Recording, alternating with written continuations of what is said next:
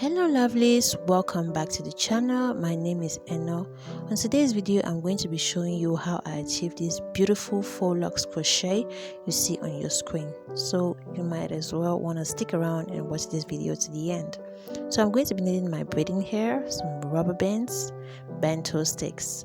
So before we get to our tutorial, I do videos on baby hairstyles, I do videos on hair brands, I do videos on natural hairstyles. So if you're someone who's interested in contents like this, please do well to subscribe to my channel and click on the notification bell so that each time I upload a new video you will be notified. So after stretching my hair, I'll go ahead and divide the hair into segments, a bigger one and a smaller one. The next thing you're going to do is that you're going to drag the hair so that one side should be longer than the other side, as you're going to see me do on the screen. I'm going to drag one and you see one side is longer than the other side. This is just to make the hair longer, okay? So there's one other information I didn't precise. I cut the hair into two. That is also to make it long. So right now I'm going to go ahead to create a knot, and the next thing I'm going to do is simulate braiding.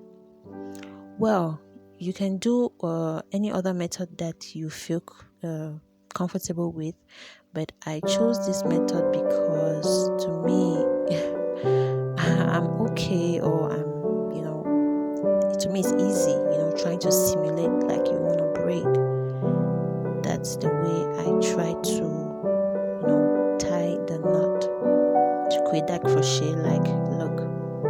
So I'm going to take a little strand of it to tie it and to secure it very well so that it doesn't come out. Like I said, this is a crochet, and you also want to create a bit of space, a good amount of space, so that if you want to crochet it on your hair, it should be the type that you can be well crocheted on your hair very well. So I'm going to tie it the first time, and I'll still tie it another time to secure it very well the second time, as you see me doing. So now our loop is done. We're going to move to the next phase, which is the wrapping phase. So you're going to need your bento stick, and the next thing you're going to do is to tie it with your rubber band. So this is the place where your rubber bands come into play. So you're going to be needing two rubber bands. I actually forgot to double it, so I'm going to double it immediately after this. So you'll be needing your rubber bands to secure it very well. So now it's done. I'm going to move to the wrapping phase. So this phase is actually very important. It's good for you to stretch the hair very well, like straighten it as you see me doing. That's to make sure it is smooth and well wrapped. If not, some hairs will be sticking around, which is not really good. So as you can see me wrapping, I wrap it very well. There's another thing I forgot to mention. This video is inspired by a lady here on YouTube, Yvonne Melda. I actually follow her videos on YouTube, and she's doing absolutely great. I admire her a lot. She inspires me a lot. She does videos on natural hairstyles, how to make hair burns, how to do wigs, natural wigs from braiding hair, and I think that is super great. I mean, she makes you know that you can look good on a budget, which is really, really good. I'm really, really so inspired by this lady, and I bless God the day I fell on her channel. So it inspired me a lot. So you might as well check her channel. Her name is Yvonne Melda. So you can as well check her channel and learn some new techniques from her. So I actually learned this from her, and I decided to make a video too. So hope I hurt no one doing this. Okay, so when you get to a certain point after when you're wrapping, you want to now start wrapping it upwards, because when you start wrapping, you're wrapping downwards. Now you have to start wrapping upwards. This method is for you to secure the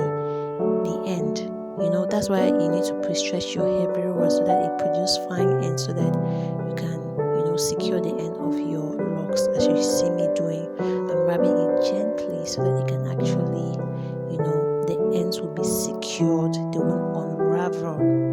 So this unraveling process is very, very important. There's some hairs that unravel easily, but this one, it is not going to unravel if you do it this way. So that's it, that's done for our first crochet. Yeah, and you can see it's looking so good. I love it. So I made some other crochets off camera, to hasten up things. I'm going to put this into hot water. So my bath is there. I already added some conditioner into it, and I'm going to put my hot water and leave it for 2 minutes. So it's done. I'm going to dam it up, and this process is very crucial. The process of getting it off the mantle stick. So I've been seeing so many videos out there. People actually use straw. I decided to try the mantle stick, and it wasn't really bad. As you can see, it still looks great and bougie. I really, really, really loved it. So you can as well try yours and do it at home. It really looks great. I'm in love with this. Look at how it looks, so good, so good. So I did another try with another crochet here, and it wasn't so difficult. So what I noticed is you should let the hair dry very well. Don't remove it when it's still wet. Let it get really, really dry before you start getting it off the sticks. So our hair is done. Look at how it's looking great and beautiful.